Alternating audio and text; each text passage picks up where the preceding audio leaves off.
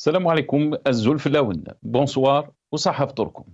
Cette semaine, l'actualité algérienne a été marquée par l'interview de M. Sabri Boukadoum, ambassadeur d'Algérie à Washington, accordé à un média, en l'occurrence Défense Scoop, où il fait l'audit de la relation algéro-américaine à l'aube de la reprise de fonctions du président Trump.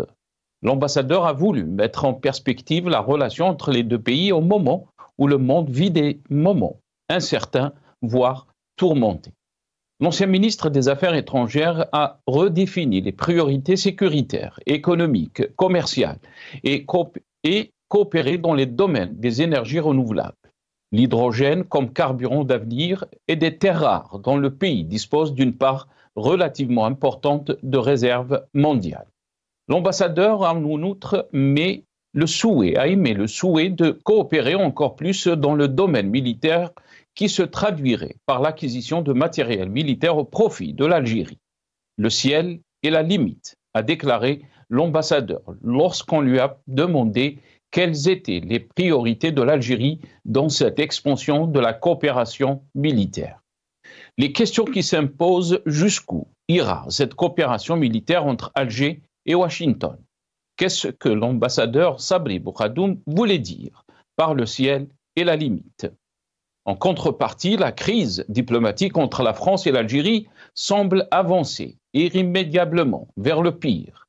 Le ministre français de l'Intérieur, Bruno Retailleau, a confirmé officiellement la mise en place de mesures de refoulement de dirigeants algériens et de leurs familles à leur arrivée en France.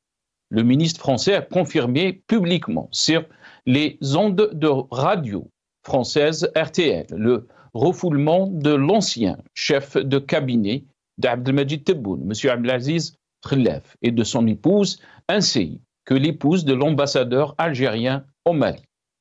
Le ministre de l'Intérieur français a affirmé qu'en accord avec Emmanuel Macron, la France va activer une riposte graduée contre l'Algérie qui refuse d'accepter sur son sol certains de ses ressortissants visés par une obligation de quitter le territoire français. Celle-ci visera notamment la nomenclature algérienne vivant en France. Je pense que ces régimes-là sont insensibles à la souffrance de leur peuple, a lancé le ministre de l'Intérieur. La relation diplomatique entre Alger et Paris, déjà fragilisée ces derniers mois par des divergences profondes sur des questions sensibles, prennent un tour plus tendu après l'arrestation en France d'un fonctionnaire français au ministère de l'Économie accusé d'avoir recueilli et livré à Alger des informations sur des opposants au régime vivant en France. Le suspect aurait profité de sa fonction pour donner à une personne travaillant au consulat d'Algérie de Créteil dans le Val-de-Marne des informations confidentielles et sensibles. Parmi elles, des demandes d'asile concernant plusieurs personnes de nationalité algérienne vivant en France. Des opposants notoires au pouvoir algérien seraient concernés, selon le quotidien français Le Parisien. Des méthodes dévoilées au grand jour dans un contexte de brouille entre la France et l'Algérie. Nous débattrons avec nos invités juste après cette petite intro.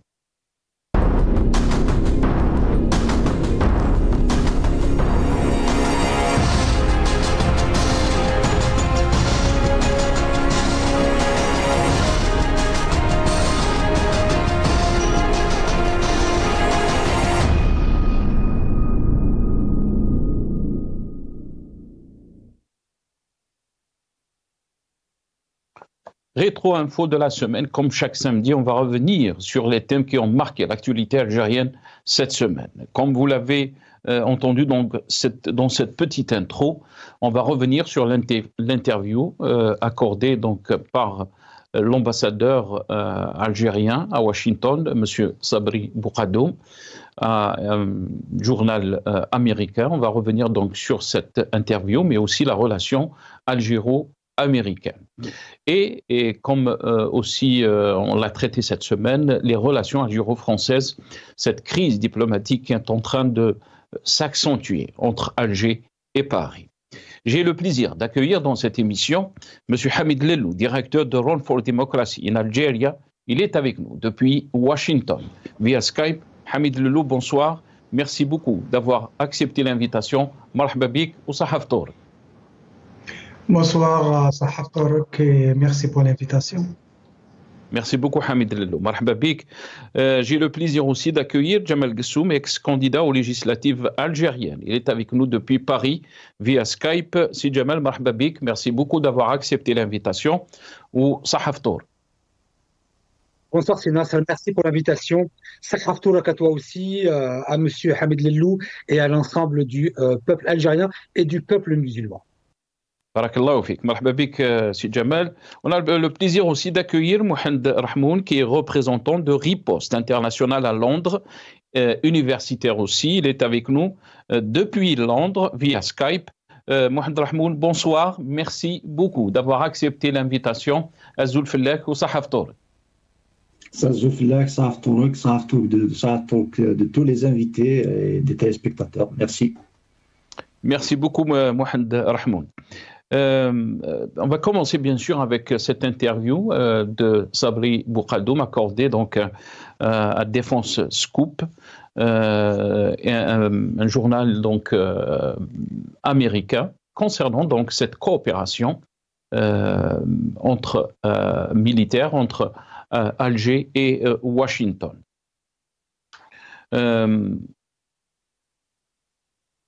On va commencer avec Hamid Lelou, puisqu'il est à Washington, Hamid Lelou, revenir bien sûr sur certains des déclarations de M. Sabri Boukadoum. Hamid Lelou, comment peut-on lire cette interview d'après vous, Hamid Lelou, surtout que vous êtes donc à Washington, vous suivez très bien ce qui se passe donc après l'élection de Trump et surtout cette relation entre Alger et Paris sous l'administration donc de Donald Trump, le nouveau président. Comment peut-on lire donc cette interview quand Sabri Boukadoum, l'ambassadeur algérien à Washington, il dit la limite c'est le ciel entre par rapport donc à la coopération militaire entre Alger et Washington. Hamid El. Oui, la limite c'est le ciel. C'est une expression assez connue, assez utilisée aux États-Unis pour dénoter de l'importance d'une action, d'une relation. C'est très intéressant ce développement.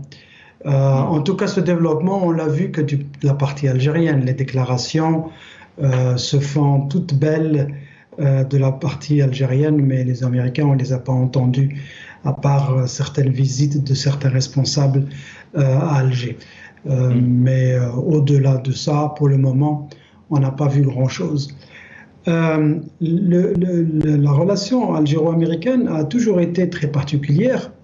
On a eu des opportunités ou des chances de développer ces relations de manière beaucoup plus conséquente, beaucoup plus positive, dans les deux sens d'ailleurs, avant l'indépendance, après l'indépendance, les premières années de l'indépendance, aux années 80, et malheureusement toutes ces opportunités ont été manquées, peut-être au profit d'autres opportunités avec d'autres partenaires, en particulier la France.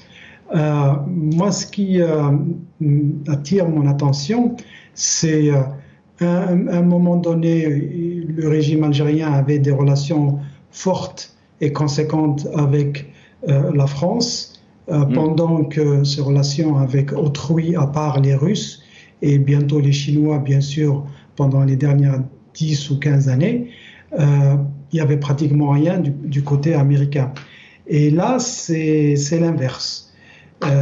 C'est comme si le régime algérien ne peut pas avoir de bonnes relations avec plusieurs parties, des relations multilatérales avec plusieurs pays. Et c'est dû à quoi? On va débattre de ça justement, mais c'est dû à plusieurs raisons. Et il y a une des raisons qui m'interpelle, je ne sais pas si c'est une raison, Mais j'ai envie de dire au régime algérien, il se trompe s'il essaie de s'approcher des Américains au détriment des Marocains. Par exemple, le Maroc a des relations américaines avec les Américains depuis très très longtemps, et je ne pense pas que les Algériens pourront les gêner maintenant, peut-être dans le futur, et le futur, ça va être le futur lointain. Et les relations internationales, pour rendre l'antenne aux autres, elles se font dans un cadre très particulier. Il y a le modèle des relations internationales où vous êtes fort ou vous ne l'êtes pas. Et même si vous ne l'êtes pas fort, il faut aussi anticiper sur vos relations. Et si vous allez vers quelqu'un de plus fort que vous y allez dans deux conditions différentes. Vous y allez parce que vous avez envie d'y aller et parce que vous pensez que vous pouvez travailler avec cette partie.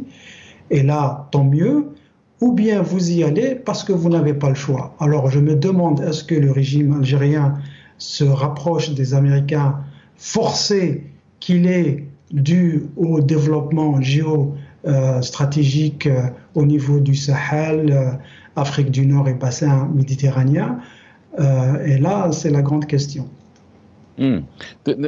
C'est une question qui est très intéressante que vous posez, Hamid Lellou. Mais aussi, dans ces changements géostratégiques et géopolitiques aussi, comment la Russie va prendre ce rapprochement, si on peut parler de rapprochement, bien sûr, puisque ça reste une interview et ça reste donc des déclarations d'un ambassadeur. Ce rapprochement avec Washington. Si vous vous souvenez de la crise du Niger, souvenez-vous très bien, j'avais dit que les manœuvres russes dans la partie du Sahel qui se font au détriment du régime algérien, le fait que les Russes n'aient pas accompagné l'adhésion de l'Algérie dans le BRICS, ça va se retourner contre elle. Souvenez-vous très très bien. Je dis que le régime algérien va se retrouver aux abois puisqu'il n'a plus cette relation privilégiée de confiance avec les Russes et les Chinois. Il sera obligé d'aller ailleurs. Nous évoluons dans un monde où vous ne pouvez pas être tout seul. Il faut aller quelque part. Et l'Algérie, bien sûr, Hamid Lellou, c'est plein, donc vous l'avez rappelé, c'est plein des milices Wagner. Bien sûr, c'est plein à la Russie par rapport donc à Wagner. Restez avec nous, Hamid Lellou, puisqu'il y a aussi des choses qui a déclaré l'ambassadeur algérien Sabri Boukadoum, qu'il faut aussi décortiquer quand il dit que les écoutes téléphoniques, les satellites sont essentiels aux opérations de sécurité américaines à l'étranger. Néanmoins, à noter le diplomate algérien, il faut connaître les gens, les tribus et toutes les interactions entre elles. Il faut avoir des informations humaines. Bien que le nouveau protocole d'accord ait été en grande partie négocié et conclu sous l'administration Biden, Boukadoum s'est dit confiant que les relations algéro-américaines resteront solides pendant le second mandat du président Donald Trump. Et là, je vais donner la parole à notre ami Jamal Ghassoum. Peut-être que vous pouvez revenir sur ça après, Hamid Lellou aussi.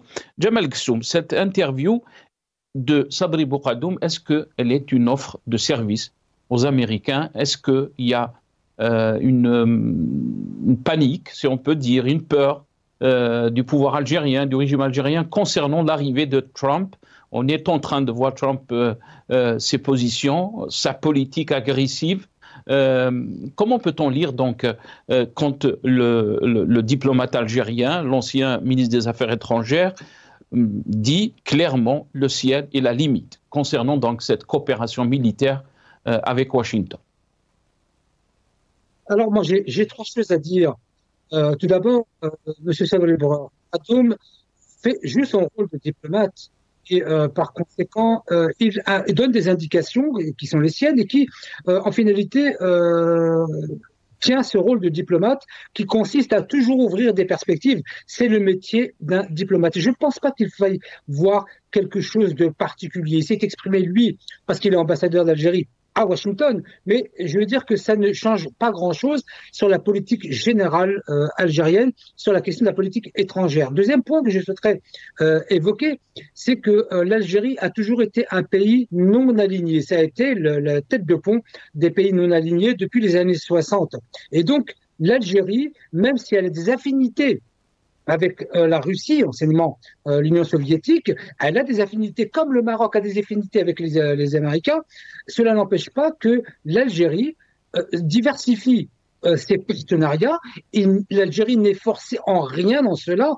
Et le troisième point que je souhaiterais mettre en œuvre, enfin, en tout cas en perspective, c'est que les États-Unis ne sont jamais impliqués dans les affaires africaines. Il y a l'Africom. D'ailleurs, l'importance de l'Algérie, c'est qu'en une semaine, le responsable de l'OTAN et le responsable de l'Africom étaient à Alger à quelques jours d'écart. C'est dire l'importance de l'Algérie. Je reviens sur la question de l'Algérie à travers le plan international. L'Algérie diversifie ses partenariats, c'est ce qui est tout à fait normal. Jamal Soum, pardon. Pardon, je vous ai coupé la parole puisque vous avez parlé de l'Africom. J'aimerais juste faire passer cette petite vidéo du général Michael Langley qui était en visite en Algérie et je vais vous redonner la parole juste après. Jamal Soum. ونتقاسم الاهتمامات ذاتها بخصوص الاستقرار والأمن.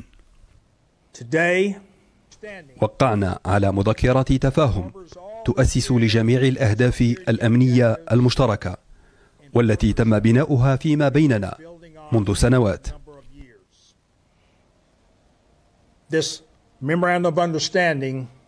هذه المذكرة ستسمح ببناء وتعميق أكبر لهذه العلاقة، وبهذا سنقوم بتعزيز الأمن والسلام الإقليمي والدولي. كون الجزائر بلدا رائدا في المنطقة، فكل الدول الأخرى ستستفيد من هذا ومن ريادتها في المنطقة. سويا الولايات المتحدة والجزائر ستزدهران وتواصلان في حماية وسلامة الشعوب. Voilà, donc le chef de l'Africom, le général Michael Langley. Jamal Soum, je vais revenir vers vous parce que la question que je voulais vous poser aussi, puisque vous êtes en train de dire que l'Algérie essaye de diversifier ses relations diplomatiques et qu'elle a de bonnes relations avec tout le monde, tous les grands pays.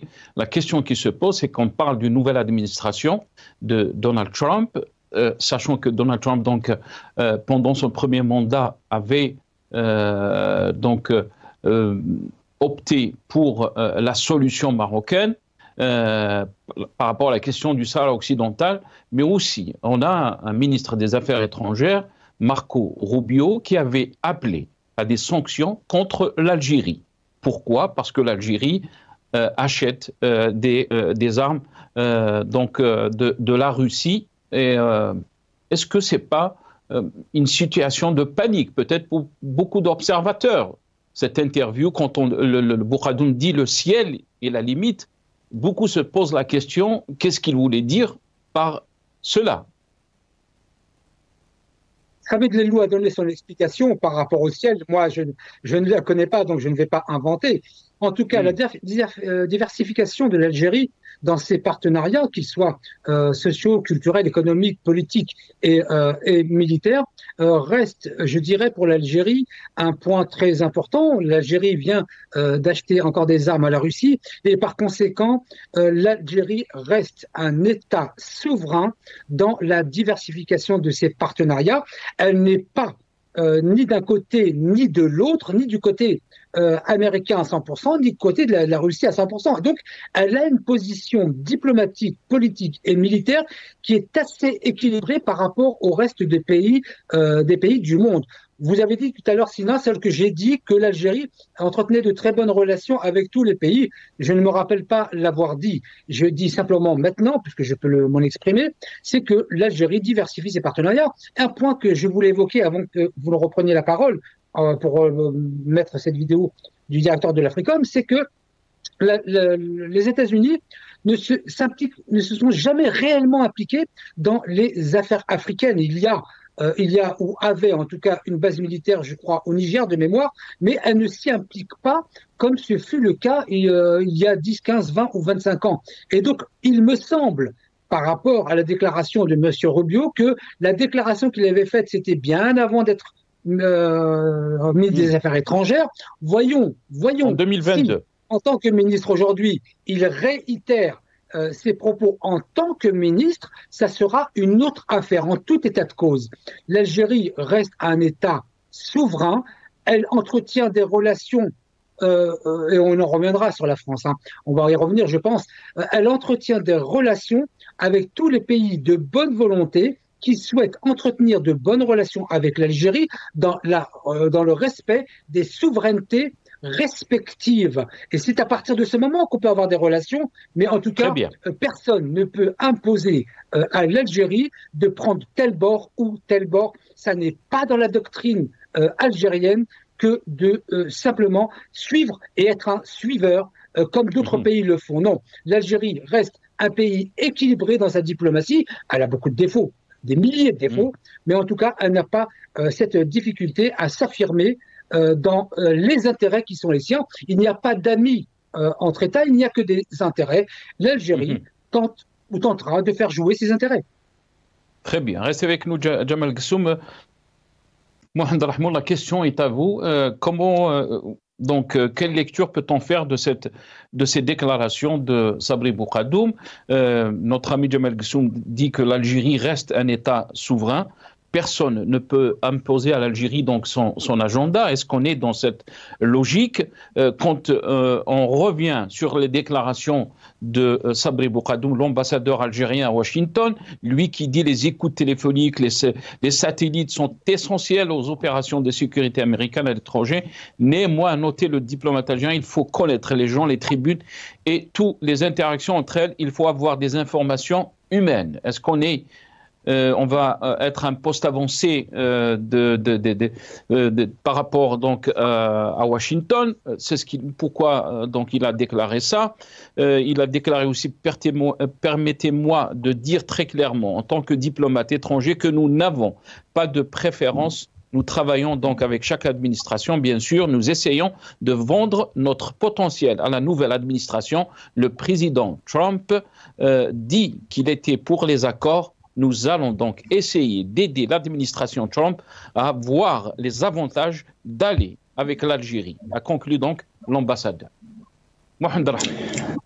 Oui, premièrement, pour la déclaration que nous avons, ils doivent bien évidemment utiliser l'humain dans l'information. Il faut la comprendre tout simplement qu'il s'agit du volet sécuritaire. En fait, l'Algérie et les États-Unis d'Amérique ont toujours collaboré dans les aspects sécuritaires. Toutefois, ce qu'il y a de nouveau, il s'agit aussi apparemment d'acheter du matériel. Quel genre de matériel est-ce? Est-ce que c'est un matériel stratégique? Est-ce que c'est des drones? Pour l'instant, je pense qu'on ne peut pas vraiment commenter d'une manière très objective, parce qu'il faut connaître tout ce qui a trait à ce mémorandum, quel type d'armement il va être acheté pour faire plus de lecture. Et bien évidemment, ainsi nous pouvons comprendre quelle est, si vous voulez, la nouvelle tendance sécuritaire de l'Algérie, la nouvelle tendance aussi militaire, et bien évidemment, est-ce que ça va avoir un impact sur les relations entre l'Algérie et la Russie? Maintenant, pour ce qui est des autres aspects, les énergies renouvelables et les terres rares, je pense que les États-Unis d'Amérique, comme tous les pays du monde puissants, essayent de s'accaparer cette richesse, du moins de l'exploiter. Vous avez vu ce qui se passe en Ukraine. Il s'agit aussi, ils ont mis en avant qu'ils voulaient donc exploiter les terres rares en échange des aides américaines. Donc, plus les puissances peuvent effectivement exploiter ces ressources, plus ils seront plus à l'aise en matière d'énergie. Rappelons que les technologies sont dépendantes intimement des terres rares et l'Algérie en a, d'après les statistiques, d'après 20% des réserves mondiales de terres rares. Je pense que les intérêts américains, c'est dans ça dont il s'agit. Maintenant, est-ce que l'Algérie réellement s'approche des États-Unis d'Amérique pour des considérations autres que celles des intérêts que je viens de citer, donc les énergies renouvelables, le matériel militaire et les ressources et les terres rares? Oui, c'est une réalité. L'Algérie, elle est complètement isolée dans les pays nord-africains. Elle est déjà en conflit avec le Maroc, qui est un conflit que, je rappelle, arrange aussi le Maroc, parce que nous avons une situation très particulière en Algérie. Il y a une fermeture totale, pratiquement, mais aussi les Marocains aussi tirent profit de cette crise aussi pour arranger leurs intérêts au sein de leur pays. Mais aussi, nous avons des problèmes avec le Mali, le Niger, la Libye et bien sûr la crise diplomatique avec la France. Donc dire que l'Algérie est vraiment dans une situation confortable, je doute très très fort. La situation est claire. Au contraire, l'Algérie est complètement, je dirais, dans une situation inconfortable. Donc trouver, si vous voulez, de nouveaux partenaires qui peuvent, effectivement, vu la conjoncture, vu que la France surtout a reculé au niveau des pays africains, vu que la France est en train aussi de rehausser le temps, si vous voulez, d'ouvrir une crise avec la Russie, et bien sûr la Russie qui prend aussi certains pays africains. Donc la présence américaine en Afrique aussi, c'est un point d'équilibre pour les Américains. Et comme je viens de le dire, et je le répète, on ne peut pas à l'heure actuelle savoir l'étendue justement de cette relation, tel que le représentant algérien diplomatique dit que le ciel est la limite, qui est une certaine exagération. Maintenant, c'est à la lumière des évolutions qu'on va comprendre vraiment la teneur, si vous voulez, de cette relation algéro-américaine. Très bien. Mais notre ami Mohamed Rahmoun, très rapidement, Jamal Ghassoum a parlé de la souveraineté. Là, il a déclaré donc l'Algérie reste un État souverain et personne ne peut imposer donc à l'Algérie un agenda quiconque. Donc, on va écouter dans ces déclarations donc à Majid Tebboune parler de la souveraineté. الدولة نتاعكم راكم عارفينها اليوم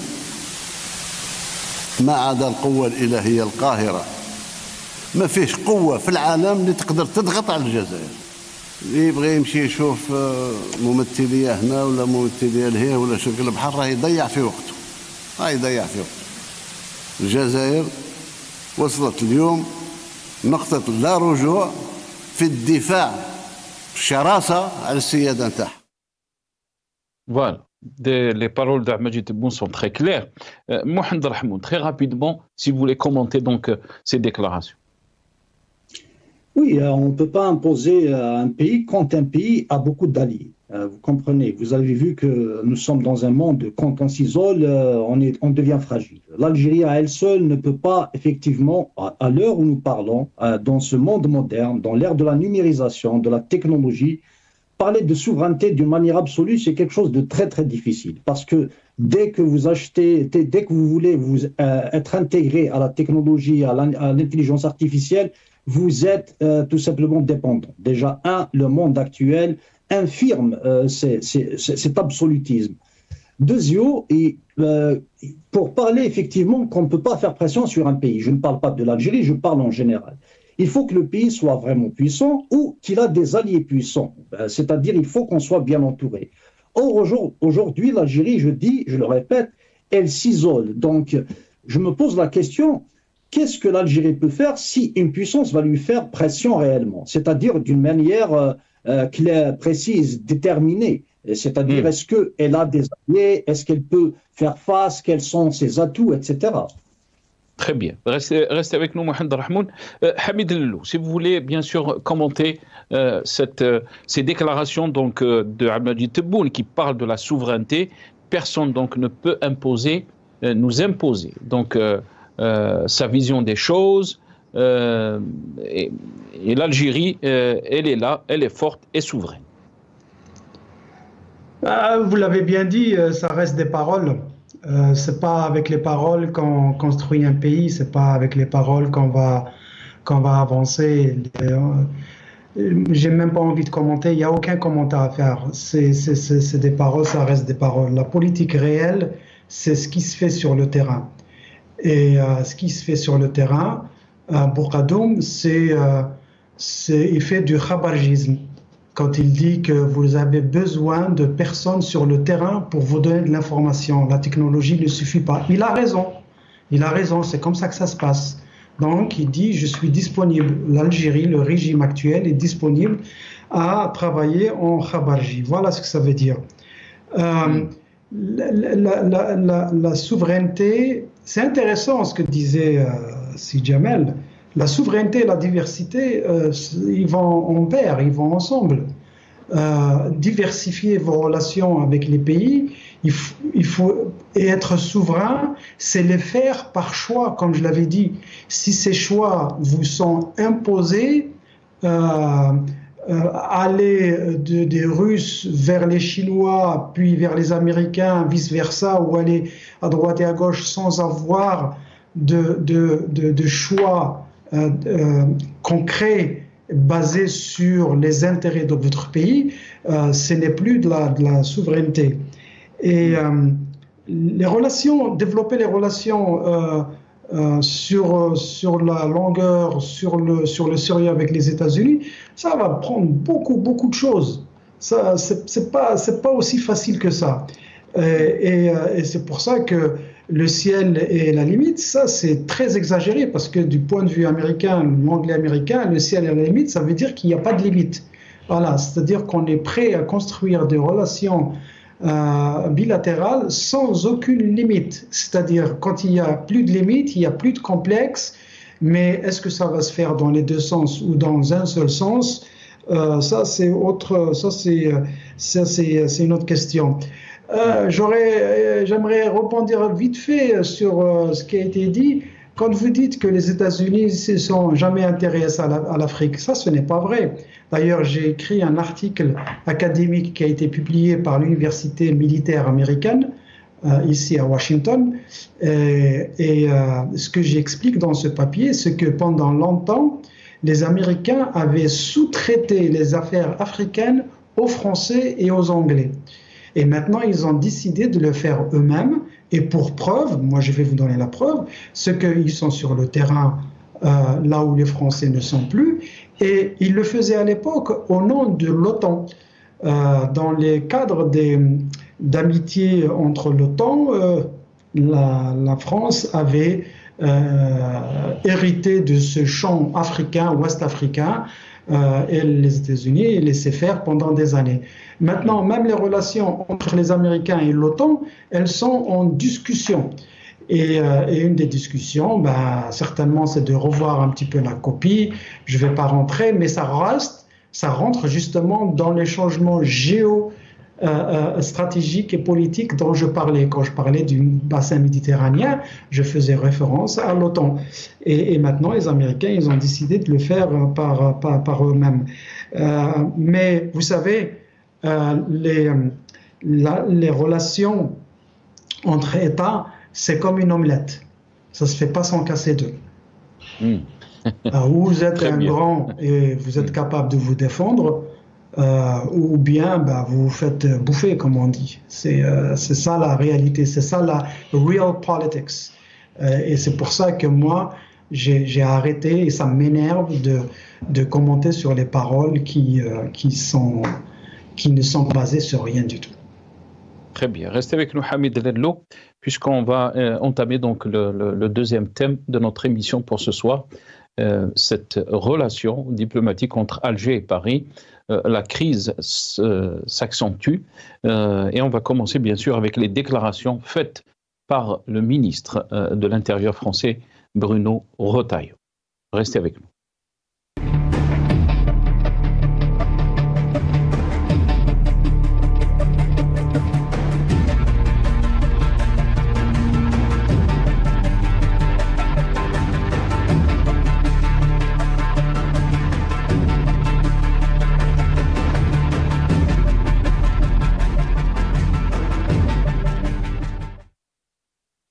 Voilà, donc Bruno Retailleau a affirmé qu'en accord avec Emmanuel Macron, la France va activer une riposte graduée contre l'Algérie qui refuse d'accepter sur son sol certains de ses ressortissants visés par une obligation de quitter le territoire français.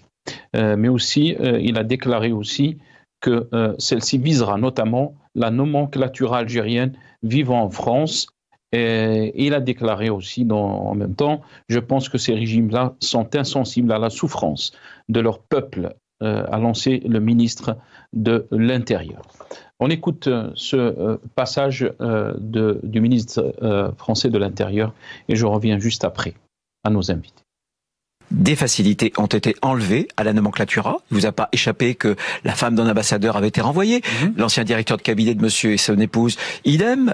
Et on va, dans quelques jours, nous allons présenter à l'Algérie une liste d'Algériens dont on sait parfaitement qu'ils sont algériens. C'est documenté. Combien ? Nous avons les preuves. Je ne vous le dirai pas. Pourquoi ? Sur 700 Algériens qui sont dans les CRA et qui ont les profils les plus centres de rétention administrative. Il y en a, donc c'est 43% de la population. Ouais. Et les CRA accueillent à 95% les profils les plus dangereux. Eh bien, nous allons commencer par une première liste d'individus. De combien ? Pourquoi vous le dites ? Parce que vous avez peur que l'Algérie vous discose toujours et qu'après vous vous retrouvez avec votre chiffre et le résultat en face ? Parce que ce sont des chiffres qui sont des chiffres que je n'ai pas à mettre sur la place publique. Ça se compte par dizaines. C'est une première liste, voilà. Et ensuite, on aura un certain nombre de ripostes. Nous déclencherons la riposte. Cette riposte, elle sera bien sûr dirigée d'abord contre la nomenclatura. Par exemple aussi. C'est symbolique et on l'entend, mais c'est pas la nomenclatura qui va prendre une arme et qui va. Thomas Soto. Voilà, donc les déclarations du ministre de l'Intérieur français qui avait aussi, donc vous l'avez entendu, déclaré pour la première fois qu'il y a eu donc le refoulement de l'ancien chef de cabinet Abdelmajid Tebboune, Abdelaziz Khelaf, et de son épouse, ainsi que l'épouse de l'ambassadeur algérien au Mali. Jamais donc les relations entre Alger et Paris sont arrivées à ce point-là. Djemal Ghessoum, votre réaction ? Vous avez la double nationalité, vous vivez en France, jamais on est arrivé à cette situation de crise entre Alger et Paris.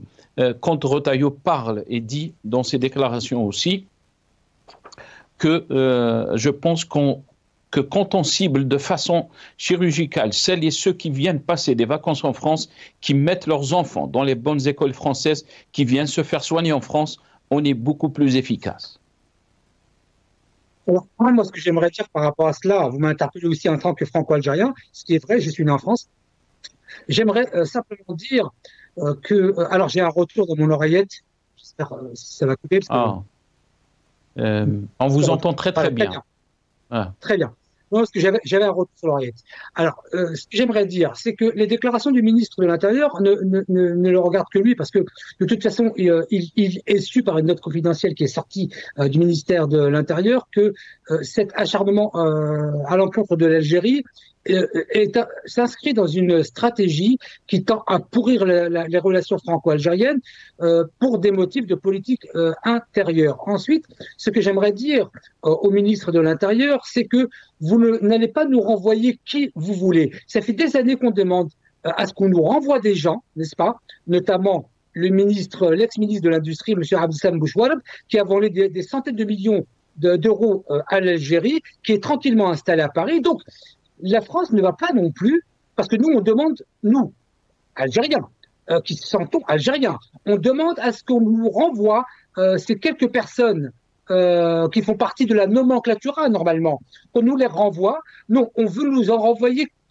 que les OQTF. Par contre, ceux qui ont pris de l'argent à l'Algérie et qui sont tranquillement installés à Paris, là, non, là, on refuse. Le refus de l'extradition a été décidé il y a à peine 10 jours de mémoire. Donc, il faut arrêter de prendre l'État algérien pour quelqu'un, enfin pour une entité qui n'a pas de réflexion et qui se dit pas à un moment donné que la France réagit de la même manière coloniale que jusqu'en 1962. Et en l'occurrence, on vous demande d'appliquer ce que nous ne l'appliquons pas. Ça n'a absolument aucun sens. Donc, si la liste qu'a envoyée le ministre de l'Intérieur, il y a aussi la liste qui a été dressée par l'État algérien, nous sommes prêts à en discuter. Je veux dire que, allez, je ne joue pas en tiercé parce que c'est haram, mais on peut faire du 1,50, 1 pour 50. Une personnalité qui a été demandée par l'Algérie pour 50 QTF. On peut se lancer dans ce type de négociation, en tout état de cause. L'objectif du ministre de l'Intérieur n'est en aucune manière, parce que quand on pose et on menace l'Algérie en disant voici une liste, si vous ne l'appliquez pas, on va riposter de manière graduelle. J'ai envie de dire juste à la France, au ministre de l'Intérieur. Puisque vous avez parlé de la liste, donc on va écouter les déclarations du ministre de l'Intérieur français concernant cette liste. Avec le Premier ministre, un comité interministériel de contrôle de l'immigration est mis en œuvre. Nous avions commencé d'ailleurs à la mettre en œuvre en durcissant les conditions d'accueil d'un certain nombre de ressortissants algériens qui n'avaient pas toutes les pièces nécessaires pour entrer sur le territoire français, notamment à Roissy. Eh bien, nous avons fait une première liste. Cette liste est établie clairement avec des profils qui sont des profils, comme on l'a dit, troubles à l'ordre public, parfois sortant de prison, d'autres fois avec des profils dangereux. Mais sur cette liste n'y figurent que des ressortissantes algériens, dont nous avons les preuves de leur nationalité algérienne. L'Algérie est tenue par un accord, à la fois international, la Convention de Chicago 1944, mais un accord avec la France, 1994. Nous avons plusieurs liens, plusieurs accords qui nous lient. Eh bien, cette liste, ce sera un moment de vérité. Ou bien l'Algérie accepte de respecter ses obligations, le droit, nos accords internationaux qu'on a signés librement, ou si elle ne le fait pas, nous mettrons en œuvre la stratégie que nous avons décidée, que nous avons... Voilà. Je vous rends la parole, donc vous avez entendu ces déclarations, Jamal Guessou. Oui, bien sûr. Alors, l'Algérie a aussi une liste à présenter, n'est-ce pas? Cette liste, elle s'est constituée depuis des années, 5, 6, 7 ans même, hein, où l'Algérie réclame des personnes qui ont été condamnées ou pour des faits de participation à une organisation terroriste ou pour une corruption importante comme Abdeslam Bouchouareb. Donc, mais il y a aussi, comment ils ont été condamnés? Parce que aussi, peut-être les Algériens vous diront qu'ils ont été condamnés injustement, qu'ils ont été... Alors, ceux qui ont été sous OQTF, nous avons aussi le droit de poser la question de comment est-ce qu'ils ont été, comment ces décisions d'OQTF ont été décidées. Si on rentre dans ce truc-là, dans ce business, on peut aussi rentrer dedans. D'ailleurs, ça a été fait pour le cas de Doualem, n'est-ce pas? Pour lequel l'Algérie a eu raison de faire revenir en France. Donc, si la question se pose de comment est-ce qu'ils ont été condamnés en Algérie, moi, je suis d'accord. Mais dans ces cas-là, l'État algérien doit aussi connaître les dossiers précis des personnes sur lesquelles il y a des OQTF et contester aussi. Voyez-vous, c'est que la difficulté avec la France, et je suis bien placé pour le savoir, je suis né ici, c'est qu'ils ont toujours cette pseudo-position de colonialiste qui va dire voilà ce que vous devez appliquer. Les temps ont changé, l'Algérie a changé, donc c'est d'égal à égal. Vous avez une liste, très bien. Nous avons aussi une liste. Vous êtes en train de dire que c'est un acharnement contre l'Algérie concernant donc cette crise avec la France. Mohamed Rahmoud, la question est à vous. Est-ce que c'est un acharnement contre l'Algérie, comme le dit Jamal Guessoum, ou bien au contraire, il y a des accords et que l'Algérie, entre la France, il y avait de bonnes relations. On se rappelle très bien de la visite de Macron en 2022. Il y avait presque 16 ministres qui se sont déplacés à Alger et bien sûr, les relations se sont détériorées juste après le changement de position de la France concernant la question du Sahara occidental. Est-ce que vous pensez qu'on est dans une crise diplomatique jamais égale, jamais on est arrivé à cette situation, bien sûr, mais aussi la question se pose, qui est responsable de cette situation? En fait, effectivement, tel que vous l'avez bien précisé, dans l'histoire des deux pays, après l'indépendance, nous sommes arrivés à une situation très, très particulière. C'est la plus critique de toutes les situations jamais vécues. Toutefois, nous sommes arrivés là en crescendo, c'est-à-dire il y a eu plusieurs étapes. Premièrement, n'oublions pas que Macron a essayé, si vous voulez, en étant différent des autres présidents, donc M. Macron a essayé quand même, il y avait un rapprochement entre l'Algérie et la France. Toutefois, je dirais que, comme nous le savons tous, après la première mandature du président M. Abdelmejid Tebboune, qui a été placé par l'armée, et en même temps, après l'échec des BRICS, la première tentative, il y avait aussi un échec des BRICS. Donc, le régime algérien voulait à tout prix, si vous voulez, gagner sur la reconnaissance des crimes coloniaux, c'est-à-dire de gagner sur la mémoire. Toutefois, en faisant ceci, il n'a fait qu'éloigner la France, parce qu'après un moment donné, ça a été, c'est-à-dire il voulait, si vous voulez, avoir quand même quelque chose de quoi, se donner plus de légitimité. Il y avait plusieurs échecs.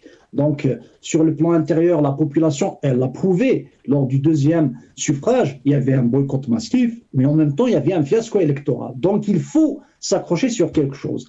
Alors, quand la France a complètement changé, donc le régime algérien a vraiment, disons, il a raté tout. Et du coup, ça a enclenché une crise diplomatique. C'est le moment, c'est-à-dire c'est l'instant déclencheur. Ensuite, la France, n'oublions pas que l'extrême droite, en France, voulait à tout prix, elle est en train de jouer la carte de l'immigration algérienne et elle la joue à fond. Et le ministre de l'Intérieur français est en train de jouer aussi cette carte. Donc, c'est clair et net que l'extrême droite utilise l'immigration algérienne parce qu'elle est majoritaire en France, parce qu'en fait, il y a des dossiers sur certains individus qu'ils peuvent faire valoir, il y a des objectifs électoraux, et le ministre français, effectivement, il est en train d'aller dans la voie de l'extrême droite. Mais, en réalité, si on va réfléchir un peu plus sereinement, même le régime algérien tire profit de cette crise. Comme je l'ai dit déjà, il utilise aussi cette notion de l'ennemi. Donc, non seulement il voudrait, utiliser la mémoire parce qu'il est en train d'aller à fond dans le jeu de l'histoire, de la mémoire des crimes coloniaux qui sont réels, ils existent, mais il est en train aussi d'utiliser si vous voulez, ce langage pour catalyser, si vous voulez, les Algériens, pour les ramener tout simplement à être solidaires, si vous voulez, avec le régime algérien. Bien sûr, c'est une carte qui ne marche plus parce que les Algériens comprennent aussi ce genre de jeu. Et de là, tout simplement,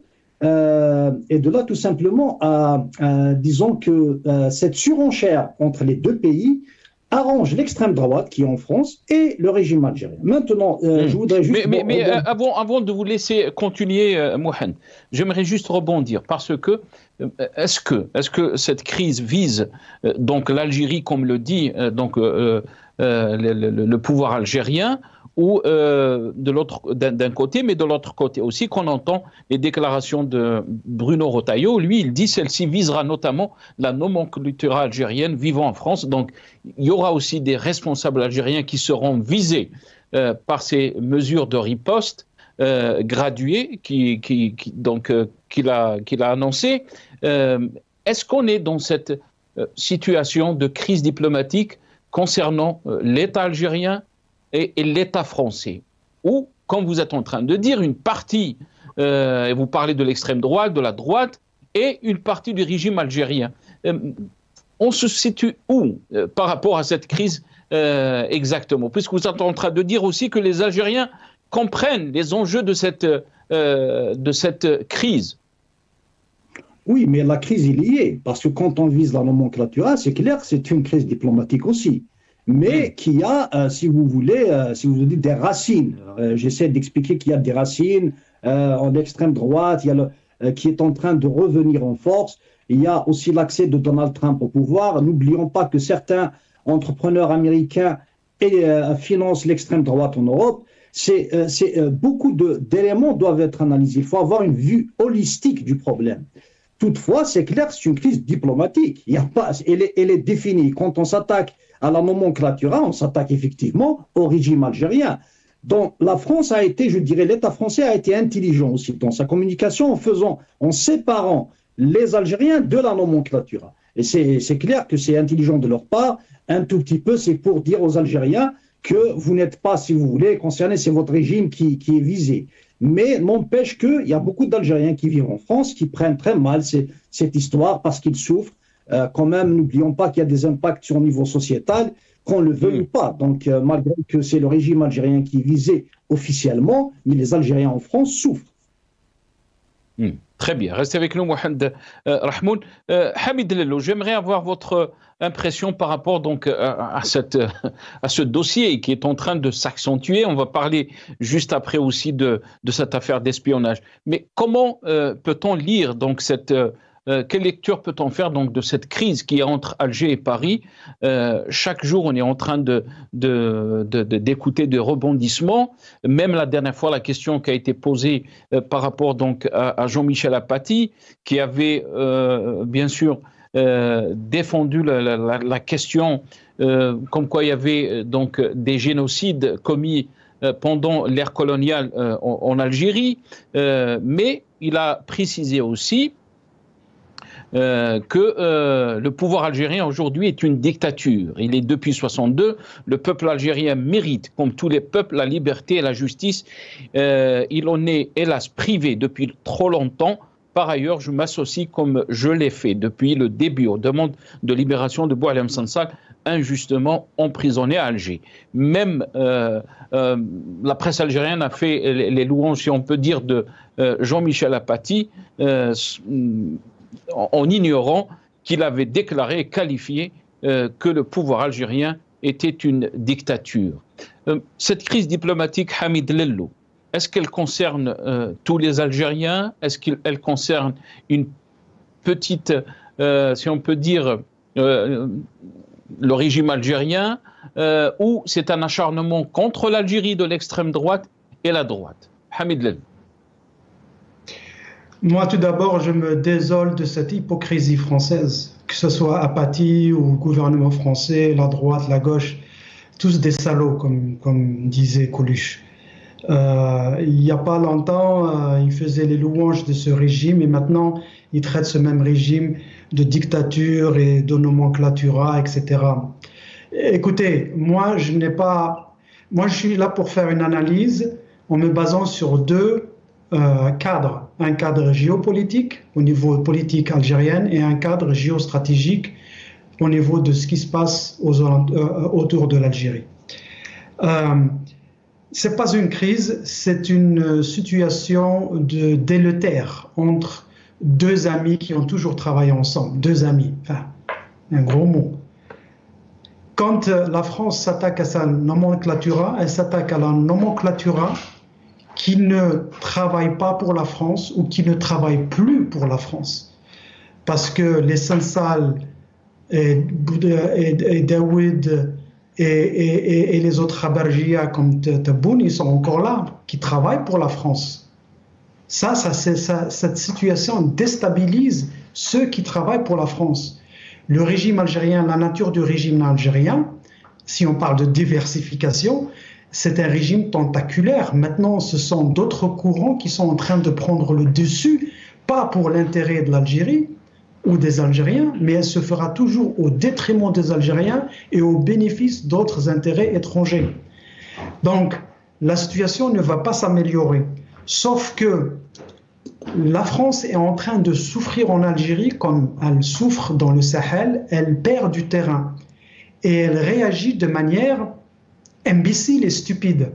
Cet acharnement, si vous voulez utiliser le mot acharnement contre la nomenclatura, ne va pas lui servir. Cette approche, elle n'est pas bonne, parce que de toute façon, elle n'est pas sincère. Et quelle est la bonne approche d'après vous, Hamid Lello?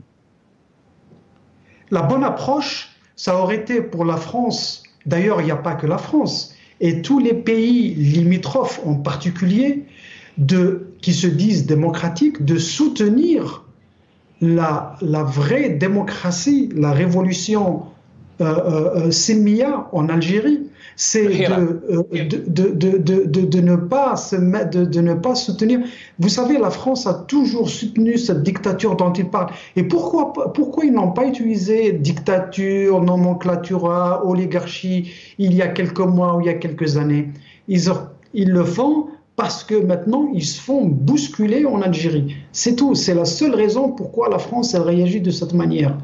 Et je dis ça, pas que pour la France, je le dis pour tous les autres pays. S'ils veulent une relation durable, une relation de sécurité, une relation de prospérité gagnant-gagnant, comme on dit gagnant-gagnant, eh bien, à la limite, ne pas soutenir les régimes totalitaires qui sont en place. On ne leur demande pas de nous aider, c'est pas ça ce qu'on leur demande. Mais d'un autre côté, je prends le cadre géostratégique, je peux comprendre aussi la position de la France et des autres pays, y compris les Américains. Qu'est-ce qu'ils disent? Ils disent « Ah d'accord, vous ne voulez pas qu'on supporte ce régime ou bien les régimes totalitaires. » Ben, si nous ne le faisons pas, ça va créer un vide et ce vide, il va être complété par d'autres. C'est ce qui se passe au Sahel. Ce vide qui s'est créé dans le Sahel a été repris parce que le vide, c'est la nature. Le vide ne reste jamais seul. Dès qu'il y a un vide, il y a quelqu'un qui vient et prend sa place. Et les Russes ont bien compris ça. Ils ont bien manœuvré dans le Sahel. Et maintenant, les Américains, peut-être, d'autres, les Turcs, on ne parle jamais des Turcs. Les Turcs, ils sont très, très actifs dans la région.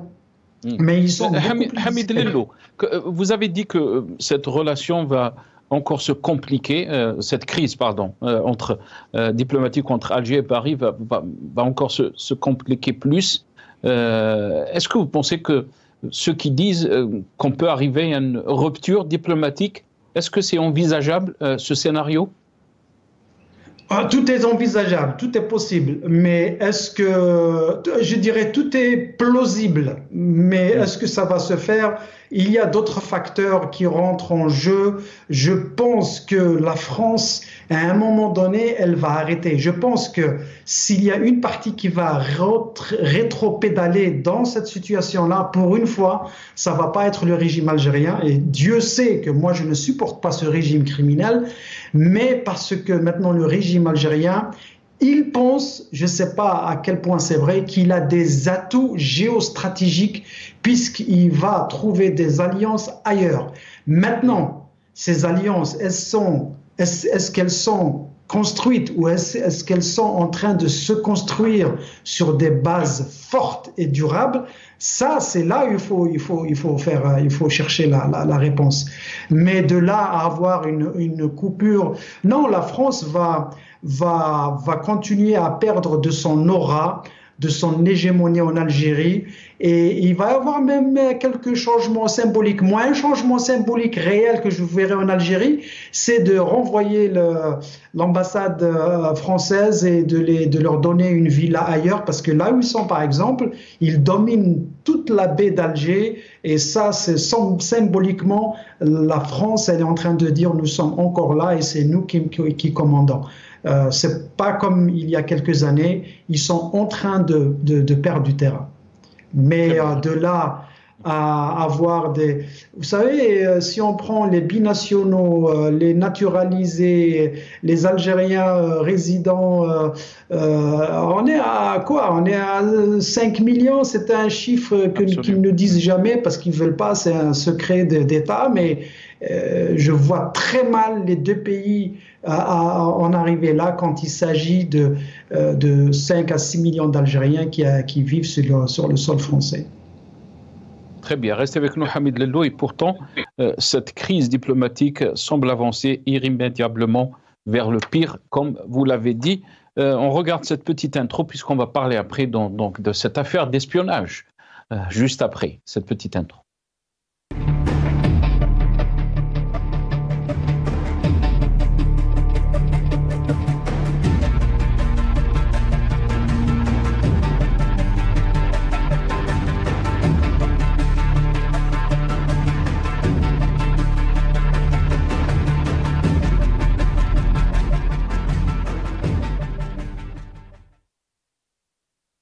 Voilà, donc l'arrestation en France d'un fonctionnaire français au ministère de l'économie accusé d'avoir recueilli et livré à Alger des informations sur des opposants au régime vivant en France.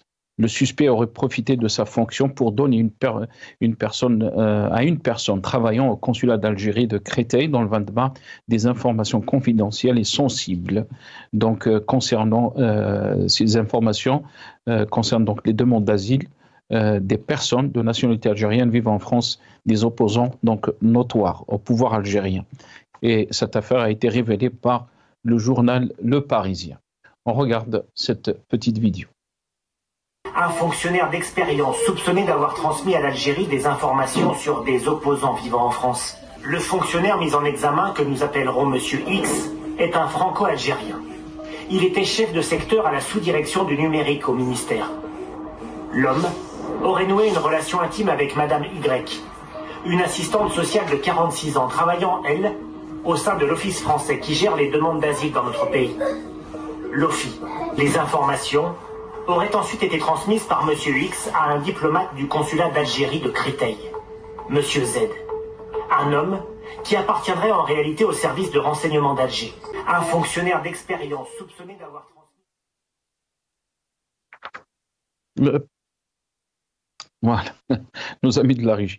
Djamel Gessoum, je vais commencer donc avec vous cette question. Donc on a arrêté, on parle bien sûr d'un franco-algérien, il a la double nationalité, donc une affaire d'espionnage qui a secoué, donc cette affaire a secoué le pouvoir en France, les médias en parlent, jamais on a franchi donc une telle frontière, si on peut le dire. Quelle est votre réaction par rapport à cette affaire Djamel Gessoum, et surtout quand on parle d'espionnage, on peut dire que ces pratiques se font dans le monde entier, par tous les services, mais là, à espionner donc des opposants algériens, la question se pose, Djamel Gessoum.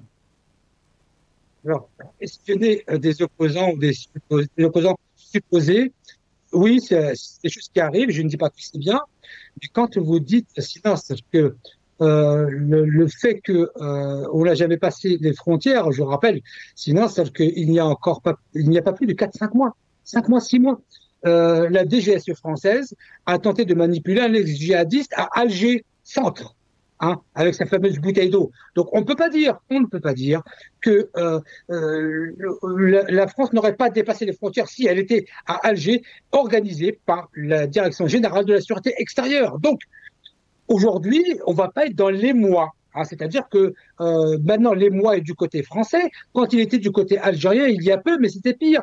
C'était pour manipuler un ancien djihadiste. Donc, moi, je dis que d'un côté comme de l'autre, c'est entre parenthèses, de bonne guerre, parce que les services de renseignement utilisent tous les moyens partout dans le monde. Je ne dis pas que c'est bien. Je dis simplement que le nerf de la guerre du renseignement, c'est le renseignement. Et qu'il n'y a pas un seul pays au monde qui ne pratique pas ce type d'opération. Il n'y en a pas un seul. D'ailleurs, la dernière accusation à l'encontre de Boualem Sansal, c'est le fait qu'il aurait, je dis bien au conditionnel, il aurait donné des renseignements à Xavier Driancourt, qui était ambassadeur en Algérie. Donc, on ne va pas jouer la Vierge effarouchée en se disant quel scandale qu'un franco-algérien qui ne travaille pas pour l'État, il a peut-être donné des renseignements à l'État, mais il ne travaillait pas pour l'État. C'est la différence avec l'opération de la DGSE à Alger. C'est plus grave du côté algérien, ce qui s'est passé à Alger, que plutôt que ce qui s'est passé en France. Les deux, c'est pas bien. Mais voilà, il faut arrêter de jouer la Vierge effarouchée. Et pourtant, il y avait l'exemption d'innocence Djamel Gessoum, surtout dans l'affaire, alors que les médias algériens ils en ont parlé par rapport à cette tentative de déstabilisation. On l'a vu bien sûr dans les médias algériens, mais après, est-ce qu'il y avait une affaire qui a été ouverte dans la justice algérienne? La question se pose. Là, jusqu'à maintenant, on ne connaît pas la personne. Il y a juste des renseignements et il est sous contrôle judiciaire. Donc, peut-être aussi, beaucoup d'observateurs vous diront que la justice en France est indépendante, elle fait son travail, alors que la justice en Algérie, on peut se poser beaucoup de questions. Là, vous êtes en train de voir donc l'article du Parisien, fonctionnaire mis en examen pour espionnage au profit de l'Algérie. Mais aussi, l'Algérie a accusé donc Boualem Sansal, comme vous êtes en train de le voir, détenu en Algérie depuis 4 mois. Boualem Sansal est désormais accusé d'intelligence avec des parties étrangères. Mohamed Rahmoun, la question est à vous bien sûr. Comment peut-on lire donc cette question d'espionnage? Est-ce que la crise qu'il y a entre Alger et Paris est en train de se compliquer? est-ce que l'Algérie, par ses pratiques, on sait très bien que depuis 2019, il y a une chape de plomb qui s'abat sur les militants politiques, les militants des droits de l'homme en Algérie, mais aussi les militants qui sont à l'étranger. Et là, on arrivait à fliquer, à espionner les militants qui sont à l'étranger. Est-ce que c'est une répression sans frontières, Mohamed Rahmoun? Premièrement, c'est condamnable à plus d'un titre. C'est vraiment digne. Ce qu'ils ont fait, c'est le comportement, on dirait, stalinien, KGBiste. C'est condamnable à tout point de vue. C'est indigne d'un régime encore. Il ne respecte ni les conventions de Genève, ni les pactes internationaux, il ne respecte rien du tout. Avoir des dossiers des demandeurs d'asile. Encore ces demandeurs d'asile, n'oublions pas, est-ce qu'ils sont soupçonnés d'intelligence avec une force étrangère? Non, ils cherchent qu'à avoir des renseignements. C'est pour ça que cette affaire est une affaire non seulement, elle n'est pas comparable à aucune autre affaire. C'est une preuve que le régime algérien, tant qu'il se glorifie de puissance, c'est dire à quel jeu malsain il peut y aller. Parce que s'il était vraiment fort, il peut faire son renseignement dans l'espionnage industriel, il peut faire pour connaître un tout petit peu la technologie, maîtriser le monde numérique, pour essayer d'assurer pour qu'on ne puisse pas revivre un autre Tign-Tourin. Rappelez-vous de Tign-Tourin, comment que ça a été. Rappelez-vous de ce scandale, si vous voulez. Combien de kilomètres les terroristes sont partis pour faire une prise d'otage et menacer un site stratégique. Des demandeurs d'asile, donc, ils sont sous protection de la Convention de Genève. Le régime algérien, je le dis, il ne respecte aucune éthique, aucune morale. Ça, il est condamnable à plus d'un titre.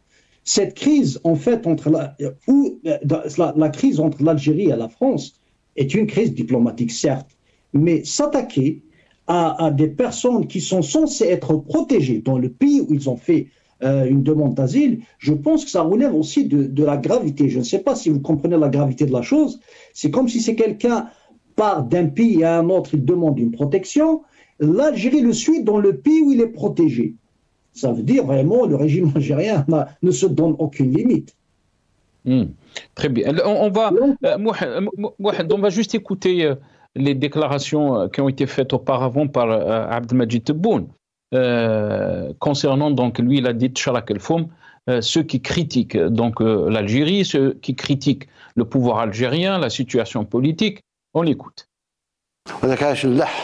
على الوحدة الوطنية ثم الوحدة الوطنية ثم الوحدة الوطنية واللي يمس الوحدة الوطنية نستعمل معاه كل وسائل يخلصها غالية ولو راه يهدر من بعيد تشراك الفم من بعيد يجي الوقت وين يخلص. الوحدة الوطنية شيء مقدس 1,500,000 شهيد استشهدوا على الوحدة الوطنية. Voilà, l'unité nationale. Mohamed Rahmoun, très rapidement, comme ça je vais laisser le mot aussi à notre ami Hamid Len.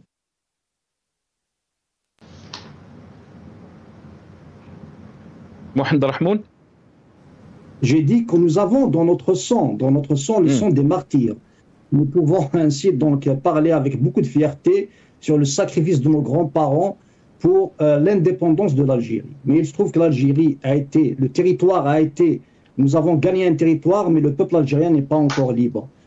C'est vrai que parler d'unité nationale, nous avons vu beaucoup de cas d'Algériens qui ont été accusés d'atteinte donc à l'intégrité du territoire, d'atteinte à l'unité nationale, etc.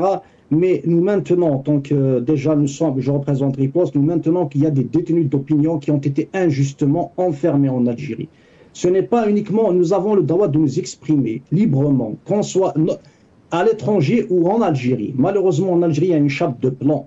Le régime algérien est devenu, je dirais que c'est un régime autocratique, il est à tendance autoritaire, mais il est en train de virer pour être tout simplement une dictature.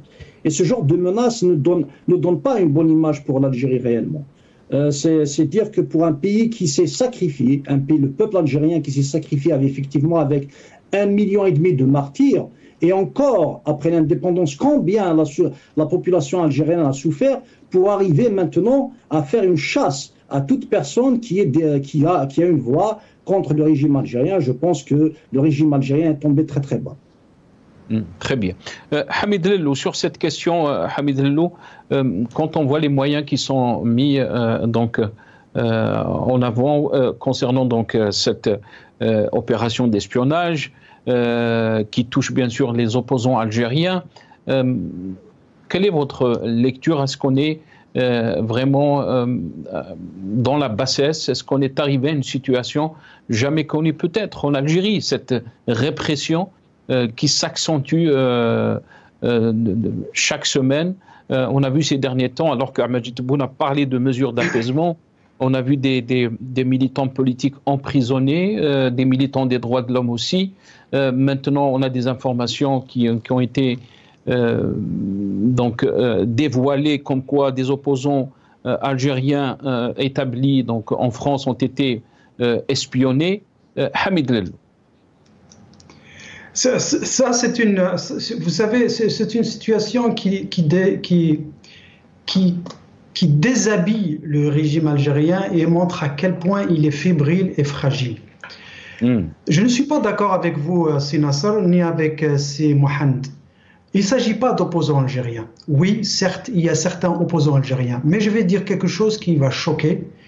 Le régime algérien, policier algérien, ne s'intéresse pas aux opposants algériens établis à l'étranger. Et je vais vous dire pourquoi. Parce que nous n'avons pas de vrais opposants de la trempe d'Aït Ahmed, de Msili, de Karim Belkacem et consorts. Ceux-là, oui, ils étaient attaqués par la police politique. La police politique, maintenant, ce qui l'inquiète, ce sont ceux qui se font appeler des opposants, mais au fait, qui sont soi-disant des lanceurs d'alerte, et qui, au fait, travaillent pour d'autres partis au sein du régime. Et c'est ça qui a torpillé le Hirak.